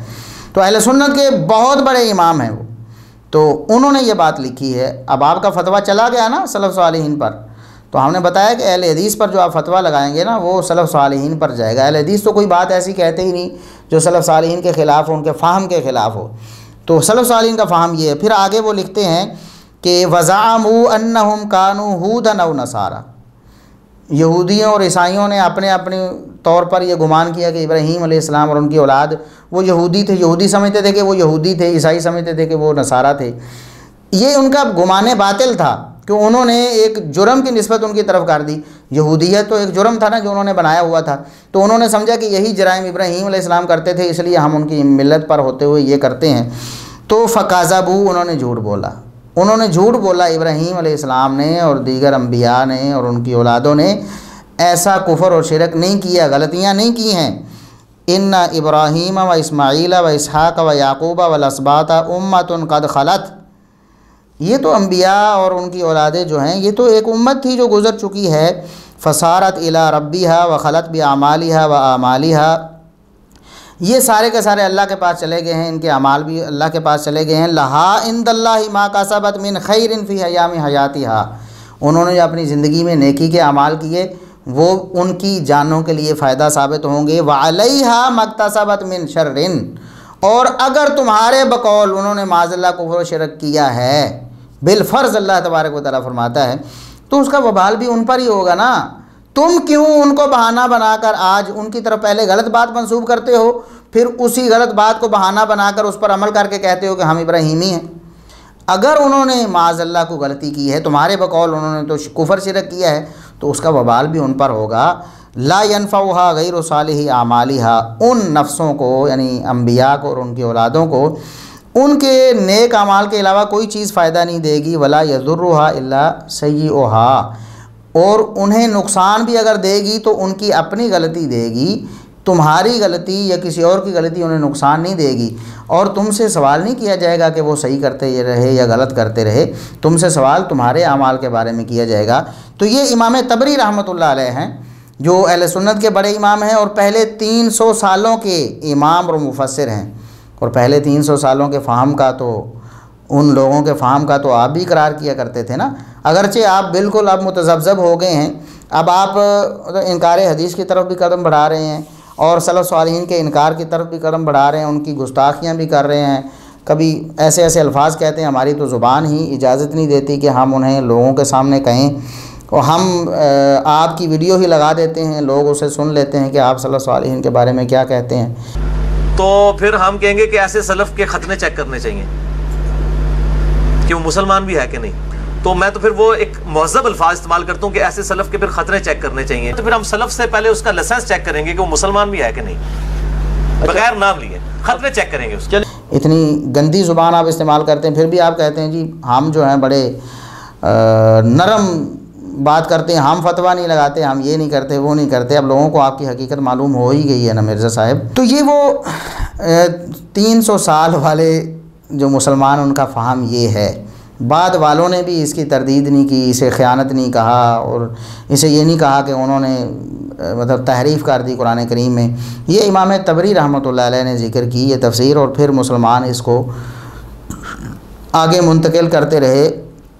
تو جو علماء اس کا یہ ترجمہ کرتے ہیں وہ بالکل ٹھیک کرتے ہیں، کانٹیکسٹ بھی یہی بتاتا ہے، سیاق و سباق بھی یہی بتاتا ہے۔ اور پھر جو قاعدہ کلیہ آپ نے بیان کیا کہ یہاں لہا کی بجائے علیہا ہونا چاہیے تھا، اگر یہاں غلطیوں کا بیان ہوتا تو پھر علیہا ہونا چاہیے تھا، لہا ہونا غلط ہے، تو یہ آپ کی جہالت ہے مرزا صاحب۔ آپ کو عربی زبان پڑھنی چاہیے، کسی مدرسے میں داخل ہو جائیں، اس کے بغیر تو عربی زبان آنے سے رہی، تو جب تک عربی زبان نہیں آپ کو آئے گی تو آپ اس طرح ٹھوکریں کھاتے رہیں گے۔ آپ یا تو پھر علماء سے رہنمائی حاصل کریں، علماء حق کے پاس آئیں، اور جو بھی بات آپ نے کرنی ہو ان سے مشورہ کر لیا کریں، پھر آپ بچ جائیں گے۔ اور اگر آپ کہیں کہ میں خود سر ہو جاؤں، علماء کو میں علماء کرائم کہوں، ان پر جھوٹے الزام لگاؤں، ان کی میں بدخوئیاں کروں، ان کو لوگوں کے سامنے ڈی ویلیو کرنے کی کوشش کروں، اور پھر میں صحیح بیان بھی کرتا رہوں اور عربی زبان سے بھی جاہل رہوں، عربی زبان پڑھ نہ سکوں، صحابہ تابعین اور ائمہ دین کیا کہتے ہیں کسی مسئلے کے بارے میں، قرآن کی تفسیر کے بارے میں، کسی فقہی مسئلے کے بارے میں، وہ میں پڑھ بھی نہ سکوں اور کسی سند پر حکم بھی نہ لگا سکوں، رجال کا علم بھی میرے پاس نہ ہو، پھر بھی میں حق ہی بیان کرتا رہوں، ممکن نہیں ہے مرزا صاحب، ممکن نہیں ہے۔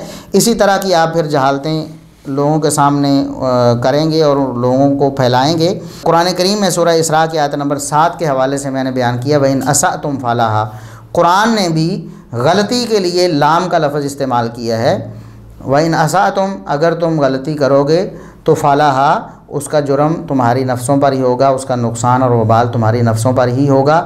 اس کو الہ کے معنی میں کریں تب ٹھیک ہے، فَإِلَيْهَا، اس کا نقصان تمہاری جانوں کی طرف ہی منتقل ہونا ہے، علیہا کریں اس کی تفسیر تو تب بھی ٹھیک ہے کہ اس کا وبال تمہاری جانوں پر ہے، لیکن لام ہی آیا ہے، غلطی کے لیے بھی لام استعمال ہوا ہے الا کی بجائے۔ تو اللہ تبارک و تعالیٰ نے دیکھیں ایک عبرت قرآن کریم میں آپ کے لیے رکھ دی تھی۔ ویسے تو عربی زبان سے ہم آپ کو حوالہ دیتے اور شاید لوگوں کو اتنی اچھی طرح سمجھ نہ آتی، قرآن کریم سے حوالہ مل گیا، اب تو آپ کو غور کرنا چاہیے اور علی اعلان اس سے رجوع کرنا چاہیے اگر آپ انصاف پسند اور حق پسند ہیں، اور اگر آپ حق گو ہیں تو۔ اور یہ بھی ہمارا ایک سوال ہے آپ کی جناب میں، اگلی جو آپ کی علمی و تحقیقی مجلس ہوگی آپ پر لازم ہے کہ آپ اس سوال کا جواب دیں، آپ اپنی تحریف مانیں، آپ اپنی خیانت مانیں، اور آپ کا جو جھوٹا الزام اہل حدیث پر اور امام المفسرین امام طبری رحمۃ اللہ علیہ پر اور پھر قرآن کریم پر ایک جہالت پر مبنی اعتراض ہے کہ اگر ایسے ہو تو ایسے ہونا چاہیے تھا، تو قرآن کریم سے ہی وہ غلط ثابت ہو گیا ہے۔ تو اللہ تبارک و تعالیٰ آپ کو ہدایت دے، اللہ تبارک و تعالیٰ آپ کو راہ حق کی طرف آنے کی توفیق عطا فرمائے۔ ابھی جو ہمارا سیشن مرزا محمد علی انجینئر صاحب کے بارے میں تھا وہ تو ختم ہو چکا ہے۔ مفتی طارق مسعود صاحب ان کا ایک کلپ میں نے دیکھا، لوگ بہت سے کلپس بھیجتے رہتے ہیں ان کے کہ یہ دیکھیں یہ کہہ رہے ہیں یہ کہہ رہے ہیں یہ کہہ رہے ہیں۔ بڑے عرصے سے میری خواہش تھی کہ میں اس حوالے سے بھی لوگوں کو گائیڈ کرتا کہ دیکھیں کسی کی زبان اگر تیز ہو یا کسی کا بیان بہت اچھا ہو یا اس کے الفاظ بڑے اچھے اور خوشنما ہوں تو ضروری نہیں کہ وہ حق ہی بیان کر رہا ہو، کیونکہ باطل بھی غلط نظریات بھی لوگ اچھی زبان نرم الفاظ اور پھر تیز زبان سے کرتے ہیں۔ آپ ہوشیار رہیں، خبردار رہیں۔ مفتی صاحب ویسے تو نفیس الطبع لگتے ہیں، شکل و صورت سے بھی، الفاظ بھی ان کے اکثر اچھے ہوتے ہیں، ہمیشہ نہیں ہیں، کبھی کبھی تو اتنی سخت زبان وہ استعمال کرتے ہیں کہ توبہ توبہ، یعنی اہل حدیثوں کو پتہ نہیں کیا کیا کہہ جاتے ہیں۔ بہرحال اللہ تبارک و تعالیٰ انہیں حق کہنے کی ہی توفیق دے۔ مسئلہ استواء کے حوالے سے، استواء علی العرش، استواء حقیقی ہے کما یلیق بشانہ، یہ اہل حدیث کا مسلک تھا۔ احناف اس سے انکاری ہیں، سارے کے سارے احناف، لیکن الحمدللہ مفتی طارق مسعود صاحب نے اس کا اقرار کیا ہے اور کہا ہے کہ مجھے سلف صالحین کا جو نظریہ اس حوالے سے پسند ہے، اور میں انہی کے عقیدے پہ ہوں کہ استواء علی العرش انہوں نے تسلیم کیا ہے، اس کی کوئی تعویل نہیں کی جس طرح دیگر احناف کرتے ہیں۔ تو یہ ان کی حق گوئی ہے، اللہ تبارک و تعالیٰ انہیں اور بھی حق گوئی کی توفیق عطا فرمائے، اور جو کچھ ان کے عقائد اور نظریات میں انحراف ہے تو ہم اسے پوائنٹ آؤٹ کریں گے، ہو سکتا ہے اللہ تبارک و تعالیٰ انہیں ہدایت دے دے، کوئی غور و فکر کریں اور بات ان کی سمجھ میں آ جائے۔ تو بہرحال انہوں نے تقلید کی دلیل دی ایک قرآن کریم سے۔ میں تو حیران ہوں کہ جو دلیلیں احناف کے بزرگوں کو بھی معلوم نہیں تھیں تقلید کی، انہوں نے بڑی بڑی کتابیں لکھیں، تو وہ دلیلیں یہ بنا رہے ہیں، یعنی قرآن کریم میں وہ آیتیں بڑوں کو بھی نظر نہیں آئیں کہ یہ تقلید کی دعوت دیتی ہیں، نہ پھر صحابہ تابعین، تبع تابعین اور ائمہ دین میں سے کسی کو یہ بات سمجھ آئی کہ اس آیت میں تو تقلید ثابت ہوتی ہے۔ تقلید کے حوالے سے ہم ایک مفصل لیکچر بھی دیں گے، اور یہ مطلب ساری کی ساری باتیں ہم نے آج نہیں کرنی، وقت تھوڑا ہے، شاید کوئی 15 منٹ ہم لگائیں گے اس موضوع پر۔ تو صرف اس آیت کے حوالے سے تھوڑی سی وضاحت میں کروں گا۔ مفتی صاحب نے یہ آیت پیش کی ہے وَاتَّبِعْ سَبِيلَ مَنْ أَنَابَ إِلَيَّ، سورہ لقمان سے، آپ اس شخص کے راستے کی پیروی کریں جو میری طرف رجوع کرتا ہے۔ اور دلیل دینے کا مقصد یہ تھا، وہ اس دلیل کو دے کر کہتے ہیں کہ تقلید تو واجب ہے، تقلید فرض ہے۔ تقلید اسلام میں صرف جائز نہیں ہے بلکہ عام آدمی پر تقلید کرنا قرآن و سنت کی روشنی میں واجب ہے، کیونکہ قرآن نے کہا وَاتَّبِعْ سَبِيلَ مَنْ أَنَابَ إِلَيَّ، اس شخص کے پیچھے چلو جو میرے راستے پر چل رہا ہے۔ تقلید کیا ہے؟ فرض ہے، تقلید واجب ہے، اور قرآن نے اس کا حکم دیا ہے۔ حکم کن الفاظ سے دیا ہے؟ وَاتَّبِعْ سَبِيلَ مَنْ أَنَابَ إِلَيَّ، سورہ لقمان میں، کہ آپ اس شخص کے راستے کی پیروی کریں جو میری طرف رجوع کرتا ہے، یعنی نیک لوگ جو ہیں، علماء جو ہیں، مجتہدین جو ہیں، ان کی پیروی کرنی چاہیے، اور اسی کی پیروی کو کہتے ہیں یہ تقلید ہوتی ہے۔ حالانکہ لفظ من جو ہے نا، وَاتَّبِعْ سَبِيلَ من لفظ عام ہے، یعنی یہ واحد کے لیے بھی ہے، تثنیہ کے لیے بھی، جمع کے لیے بھی، ہزاروں لاکھوں لوگ بھی اس میں آ جاتے ہیں، اور اس کی مثالیں قرآن کریم میں بہت سارے مقامات پر ہیں۔ مثال کے طور پر سورہ بقرہ کی آیت نمبر 62 ہے، 62 نمبر آیت ہے، اس میں اللہ تبارک و تعالیٰ نے ارشاد فرمایا من آمن باللہ والیوم الآخر وعمل صالحا فلہم اجرہم عند ربہم، جو بھی اللہ پر ایمان لائے گا، یوم آخرت پر ایمان لائے گا اور نیک اعمال کرے گا تو فلہم اجرہم عند ربہم، تو ان کا اجر ان کے رب کے پاس محفوظ ہے، ان کا اجر ان کے رب کے پاس ہے۔ تو مطلب لفظ من جو ہے یہ جمع کے لیے بھی آتا ہے، اور یقیناً یہاں بھی جمع کے لیے ہے، جس طرح سورہ بقرہ میں آیت نمبر 81 ہے، 81 نمبر، بلا من کسب سیئۃ واحاطت بہ خطیئتہ، لفظ واحد کا یہ استعمال ہو رہا ہے کہ جو برائی کمائے گا اور اس کی برائی اسے گھیر لے گی، یعنی اس کی برائی اس کے نیکیوں پر غالب آ جائے گی، تو فَأُولَٰئِكَ أَصْحَابُ النَّارِ، من پیچھے آیا، من جو آگے کیا، فَأُولَٰئِكَ یہ سارے لوگ اصحاب النار ہیں، جہنمی ہیں، ہم فیہا خالدون، یہ سارے کے سارے جہنم میں ہمیشہ رہیں گے۔ تو من لفظ میں جمع بھی ہوتی ہے، ہمیشہ واحد کے لیے لفظ نہیں آتا، نہ تثنیہ کے لیے آتا ہے، بلکہ سب کے لیے من عام لفظ ہے نا۔ اسی طرح بلا من اسلم وجہہ للہ وہو محسن فلہ اجرہ عند ربہ ولا خوف علیہم ولا ہم یحزنون، یہاں بھی لفظ من استعمال ہوا، جس نے اپنا چہرہ اللہ کے لیے مطیع کر دیا، یعنی اللہ کی فرمانبرداری اس نے کی، اس نے نیکوکاری کی، اس کا اجر اس کے رب کے پاس ہے، اور ان پر من پیچھے من ہے، اور آگے اللہ فرماتا ہے ان پر کوئی خوف بھی نہیں ہوگا اور غمزدہ بھی نہیں ہوں گے۔ تو یہاں ترجمہ کیا ہوا، ہر اس شخص کی آپ پیروی کریں جو اللہ تبارک و تعالیٰ کی طرف رجوع کرتا ہے۔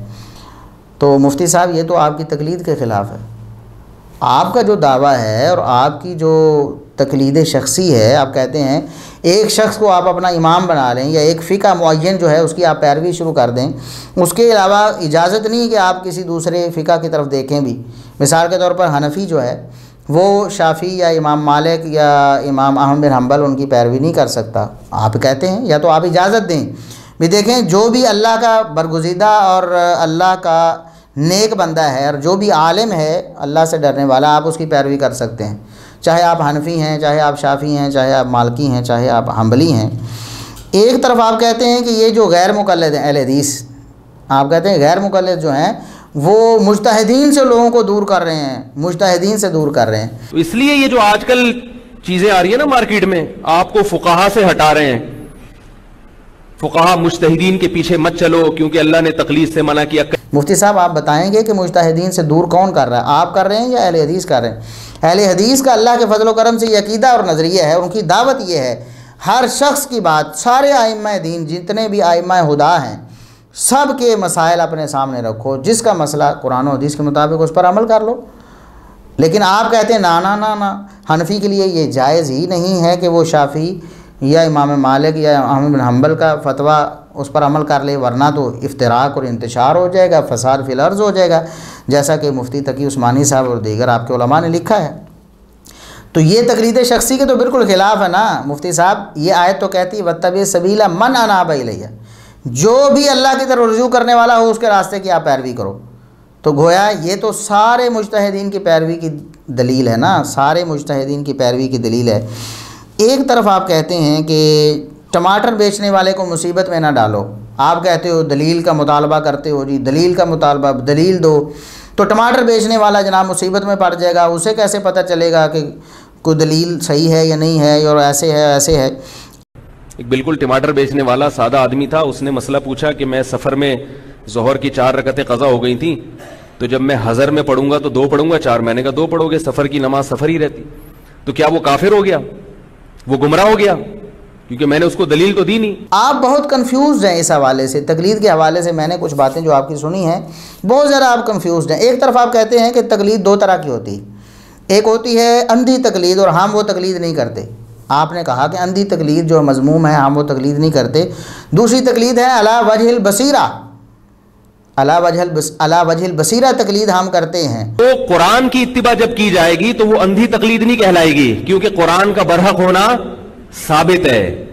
باپ دادا کی جب تقلید کی جائے گی تو وہ اندھی تقلید کہلائے گی، کیونکہ باپ دادا کا برحق ہونا ثابت نہیں ہے. تو تقلید کی 2 قسمیں ہو گئی، ایک اندھی تقلید اور ایک تقلید علی وجہ البصیرہ. تو مفتی صاحب علی وجہ البصیرہ تقلید کیا ہوتی ہے؟ علی وجہ البصیرہ کا مطلب ہے دلیل پر مبنی ہے، یعنی آپ کو پتہ ہے کہ ہمارے امام کا جو مسئلہ ہے وہ دلیل پر مبنی. اور آپ نے یہ بھی کہا کہ جو مسئلہ امام ابو حنیفہ رحمۃ اللہ علیہ کا حدیث کے خلاف تھا یا قرآن کے خلاف تھا ہم نے چھوڑ دیا، اور آپ نے اس کی مثالیں بھی بیان کی. تو ہم بھی یہی کہتے ہیں. ہمارا اور آپ کا جھگڑا کیا ہے؟ جھگڑا تو پھر وہی ہے کہ آپ غلطی بھی تسلیم کر رہے ہیں، پھر تقلید شخصی کی دعوت بھی دے رہے ہیں کہ تقلید شخصی کرو. ایک طرف آپ کہہ رہے ہیں کہ ہم علی وجہ البصیرہ تقلید کرتے ہیں، اور دوسری طرف آپ کہتے ہیں کہ ٹماٹر بیچنے والے کو مصیبت میں نہ ڈالو. بھئی ٹماٹر بیچنے والا علی وجہ البصیرہ تقلید کیسے کرے گا مفتی صاحب؟ ظاہر ہے 2 ہی حالتیں ہوں گی، یا وہ اپنے امام سے، اپنے مولوی صاحب سے، اپنے عالم سے مسئلہ پوچھے گا اور بس چپ کر کے اس پر عمل کرے گا. یہ ہوئی اندھی تقلید، یعنی نہیں دیکھے گا کوئی کیا کہہ رہا ہے. دوسرے مسجد کے مولوی صاحب ہیں، دوسرے امام شافعی ہیں، امام مالک ہیں، امام بن حنبل ہیں، وہ کہتے ہیں کہ یہ مسئلہ غلط ہے، یہ حرام ہے. امام صاحب امام ابو حنیفہ رحمۃ اللہ علیہ یا ان کی فقہ کے کوئی امام 2-3 جو ہیں ان میں سے کوئی کہتا ہے کہ یہ حلال ہے، تو وہ اس کو حلال ہی سمجھے گا. اگر وہ اس پر کان دھر لے تو آپ کہتے ہیں کہ یہ فساد ہو جائے گا. اگر قرآن کی آیت وہ سن لے اور کہے کہ نہیں جی قرآن میں تو ایسے ہے، آپ کے نزدیک وہ تو فساد ہو جائے گا، انتشار ہو جائے گا، تقلید نہیں رہے گی. تو پھر کیسے ہو سکتا ہے علی وجہ البصیرت؟ ٹماٹر بیچنے والا کیسے علی وجہ البصیرت تقلید کرے گا؟ ظاہر ہے اگر وہ دلائل کو پرکھے گا، دلیل دیکھے گا، تو علی وجہ البصیرت اس مسئلے کو کھنگالنے کی کوشش کرے، وہ تو خود مجتہد بن جائے گا. جہاں علی وجہ البصیرت نہیں ہوتا معاملہ تقلید، تو آپ وہاں بہانہ کر کے کرتے ہیں نا. ہمیں سمجھ نہیں آئی، ہمیں ان نصوص کی صحیح سمجھ نہیں آتی، تو ہم کسی مجتہد کے محتاج ہو گئے ہیں، مجبور ہو گئے ہیں کہ اس کی ہم تقلید کریں. دوسری طرف آپ کہتے ہیں کہ نہیں اندھی تقلید ہم نہیں کرتے. تو ظاہر ہے آپ اندھی تقلید کی ہدایت دیتے ہیں نا. ایک شخص کی ہر بات کو ماننا ایک فقہ کی ہر بات کو ماننا، ایک معین فقہ، اس کے علاوہ کسی طرف نہ دیکھنا، التفات نہ کرنا، قرآن و حدیث کے دلائل آ جائیں، دیگر فقہا اور مجتہدین کی باتیں سامنے آ جائیں، ان پر کان نہ دھرنا، یہی تو تقلید شخصی ہے نا۔ ورنہ تو پھر آپ اہل حدیث ہیں اور لوگوں کو پھر اہل حدیث ہونے کی دعوت دیں۔ مسلک اہل حدیث تو یہی ہے، ہر مجتہد کی بات سنیں، جس مجتہد کی بات درست ہو اس کو لے لیں، یہی علا وجہ البصیرہ تقلید ہے نا۔ اگر اس کو آپ تقلید کہتے ہیں، میں پھر الفاظ کو دہرا رہا ہوں، اگر کسی عالم سے مسئلہ پوچھنا اور کسی عالم کو معین نہ کرنا کہ میں اس سے ہی پوچھوں گا، بلکہ واتبع سبیل من اناب الیہ، جو بھی اللہ کی طرف رجوع کرنے والا، اللہ سے ڈرنے والا عالم ہو اس کی پیروی کرنی ہے، تو اگر اسے آپ تقلید کہتے ہیں تو ہم تو اس کے حامی ہیں۔ علماء سے مسئلہ پوچھنا، فاسألوا اہل الذکر ان کنتم لا تعلمون، اگر تمہیں علم نہ ہو تو اہل ذکر سے پوچھ لو، ایک سے نہیں، کسی بھی اہل ذکر سے پوچھو، اور اگر دوسرا اہل ذکر آپ کو کوئی دلیل دے دیتا ہے تو آپ اس دلیل کی پیروی کریں گے، پہلے کی اندھی تقلید پہ نہیں اڑ جائیں گے۔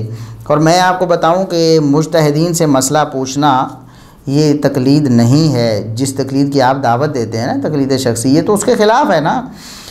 آپ کہتے ہیں کہ آپ لوگ جو مجتہدین سے لوگوں کو دور کرتے ہیں، ہم کب دور کرتے ہیں؟ ہم نہیں دور کرتے، ہم تو مجتہدین کی طرف لوگوں کو لے کر آتے ہیں۔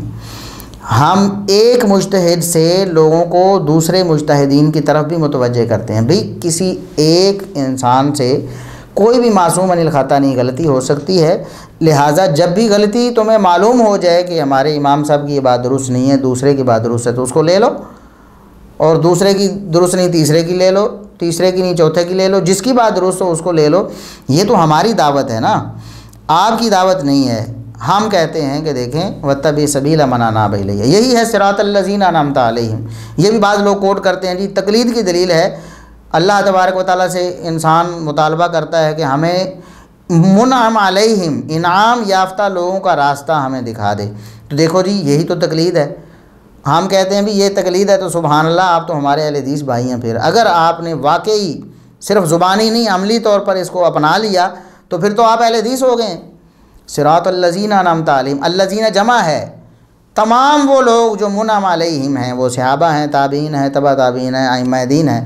سب کی بات کو ماننا، کسی ایک معین کی بات کو نہیں ماننا، سب کی بات کو ماننا، یہ اگر تقلید ہے تو سبحان اللہ ہم اس کو مانتے ہیں، لیکن یہ تقلید نہیں ہے، آپ تو کسی اور چیز کی دعوت دیتے ہیں۔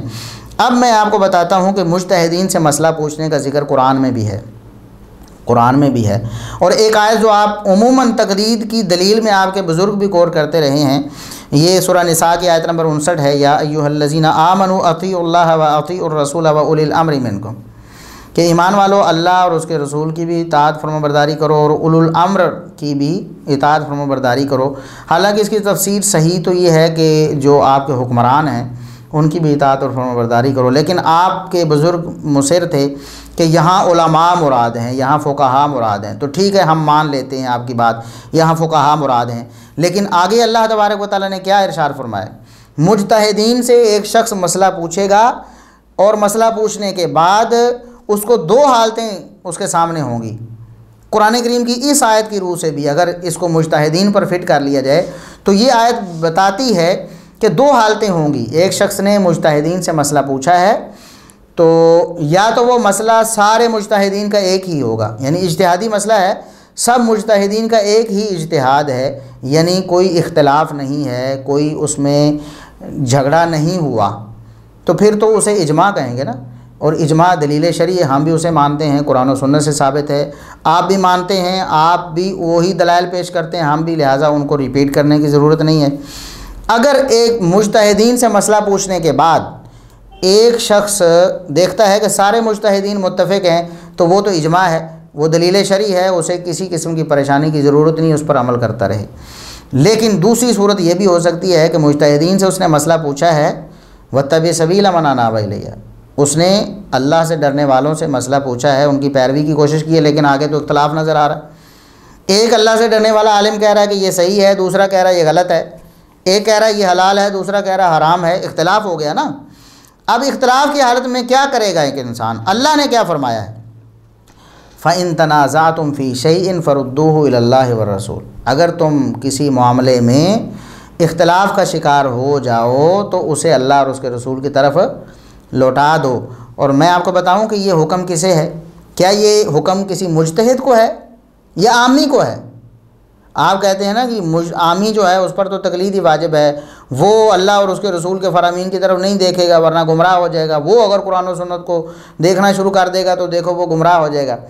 یہاں یا ایھا الذین آمنو، اے ایمان والو، اے ایمان والو، اب ظاہر عامی بھی ایمان والے ہیں اور جو علماء ہیں وہ بھی ایمان والے ہیں، سب ایمان والوں کو اللہ کا حکم یہ ہے کہ فَإِن تَنَازَعْتُمْ، اگر مجتہدین کے بتائے ہوئے مسئلے میں اختلاف ہو جائے، مجتہدین مختلف ہو جائیں تو فردوہ الی اللہ والرسول، اس معاملے کو اللہ اور اس کے رسول کی طرف لوٹا دیں۔ یہی مسلک اہل حدیث ہے مفتی صاحب، یعنی مجتہدین سے ہم دور نہیں کرتے ہیں، ہم تو کہتے ہیں کہ ہر مجتہد سے مسئلہ پوچھو، کسی مجتہد کی ناقدری نہ کرو، کسی مجتہد کی بات کسی موقع پر درست ہو سکتی ہے اور کسی کو اجتہادی غلطی لگ سکتی ہے۔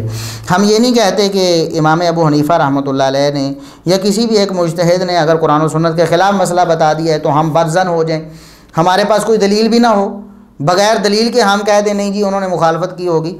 حسن ظن کا تقاضا یہی ہے کہ اگر ہمارے پاس دلیل نہیں کہ کسی نے اپنی عقل کی بھینٹ چڑھایا کسی نص کو یا جان بوجھ کا انکار کیا، اگر اس کی ہمارے پاس دلیل نہیں ہے تو ہم حسن ظن نہیں کریں گے، ہم یہی کہیں کہ ان کے پاس دلیل پہنچی نہیں ہوگی یا پہنچی ہے تو ان کو صحیح سمجھ نہیں آئی۔ تو جس کی بات فردوہ الی اللہ والرسول، آپ کے بقول، آپ کے بزرگوں کے بقول یہ آیت بھی تقلید پر دلیل تھی، اور اولو الامر سے مراد علماء ہیں۔ اگر علماء کی پیروی کرنے کے باوجود اختلاف کا شکار آپ ہو گئے ہیں، علماء میں اگر اختلاف ہو گیا تو ظاہر آپ اختلاف کا شکار ہو گئے ہیں، پھر اللہ اور اس کے رسول کی طرف اس چیز کو لوٹانا ہے۔ ان کنتم تؤمنون باللہ والیوم الآخر، یہ تو تمہارے ایمان کا تقاضا ہے۔ ہر ایمان والا اس کا ایمان تب ہی معتبر ہوگا اللہ اور یوم آخرت پر اگر وہ اپنا جو اختلاف ہے مجتہدین کا اس کو اللہ اور اس کے رسول یعنی قرآن و سنت کی طرف لوٹائے گا۔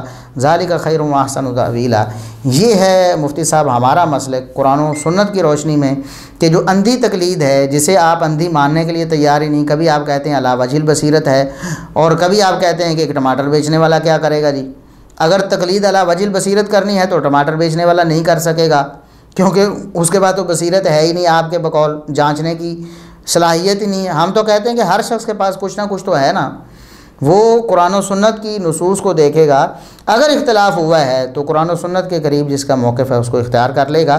کسی ایک معین مجتہد یا کسی ایک معین فقہ کی پیروی کو لازم نہیں کیا جا سکتا۔ یہ واتبع سبیل من اناب کے بھی خلاف ہے، اور آپ نے کہا صحابہ کرام بھی تقلید کیا کرتے تھے، صحابہ کرام بھی تقلید کرتے تھے مجتہدین کی، تو آپ کو نہیں معلوم کہ صحابہ کرام کیا کسی ایک معین شخص کی تقلید کیا کرتے تھے؟ کیا صحابہ کرام نے یہ طے کیا ہوا تھا کہ ہم کسی نے کہا کہ میں عبداللہ بن مسعود کی تقلید کروں گا، کسی نے کہا میں عبداللہ بن عباس کی کروں گا، کسی نے کہا میں ابو ہریرہ کی کروں گا، کسی نے کہا میں عبداللہ بن عمر کی کہوں گا؟ کیا ایسے کبھی ہوا تھا؟ نہیں ہوا تھا نا، بلکہ جس سے مسئلہ پوچھا، اور بسا اوقات ایسا ہوا کہ مسئلہ انہوں نے بتایا اور دوسری جگہ سے مسئلہ جب صحیح آ گیا تو انہوں نے اس کی طرف رجوع کر لیا، تو آپ کی بات غلط ہوگی۔ صحابہ کرام بھی یہ تقلید نہیں کرتے تھے، تقلید شخصی کا بالکل صحابہ کرام میں کوئی رواج نہیں تھا۔ جب ہم تفصیل کریں گے تو اس پر ہم انشاءاللہ صحابہ کرام کے اقوال بھی پیش کریں گے، ان کا طرز عمل بھی پیش کریں گے، قرآن و سنت کی نصوص بھی پیش کریں گے۔ آج اتنا ہی کافی ہے، ہم آپ کو بتانا چاہتے تھے کہ یہ جو قرآن کریم کی غلط تشریح آپ نے کی ہے نا، واتبع سبیل من اناب الیہ، اس سے تقلید شخصی قطعاً ثابت نہیں ہوتی، یہ تو تقلید شخصی کے خلاف ہے۔ اور یہ آیت بتاتی ہے کہ مسلک اہل حدیث حق ہے، کیونکہ مسلک اہل حدیث کہتا ہے واتبع سبیل من اناب الیہ، جو بھی اللہ سے ڈرنے والا عالم ہو، مجتہد ہو، اس کی آپ پیروی کر سکتے ہیں۔ ہاں فَإِن تَنَازَعْتُمْ، اگر اختلاف ہو جائے تو فَرُدُّوهُ إِلَى اللَّهِ وَالرَّسُولِ، اس اختلاف کو اللہ اور اس کے رسول کی طرف لوٹا دیں۔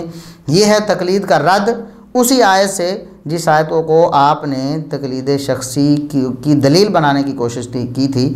اللہ تبارک و تعالی ہمیں قرآن و سنت کا صحیح فہم نصیب فرمائے اور قرآن و سنت کی نصوص پر ہمیں عمل کرنے کی توفیق عطا فرمائے، اور تقلید شخصی کی بجائے ہمیں اللہ تبارک و تعالی اتباع رسول صلی اللہ علیہ وسلم کی توفیق عطا فرمائے۔ اسی پر ہم اپنی بات کا آج اختتام کرتے ہیں۔ انشاءاللہ اگلے ہفتے پھر حاضر ہوں گے، بلکہ درمیان ہفتے میں بھی ہم کوشش کریں گے حاضر ہوں۔ بہت سارے معاملات ہیں، بہت سارے لوگ ہیں، بہت سارے نظریات ہیں سوشل میڈیا پہ، ایک سے ایک بڑھ کر گمراہی ہے، ایک سے ایک بڑھ کر انحراف ہے۔ کہیں مولانا خادم رضوی صاحب ہیں، کہیں مولانا الیاس گھمن صاحب ہیں، کہیں مولانا طارق جمیل صاحب ہیں، کہیں مولانا مفتی طارق مسعود صاحب ہیں، کہیں مرزا محمد علی انجینئر صاحب ہیں. بہت سارے مسائل ہیں.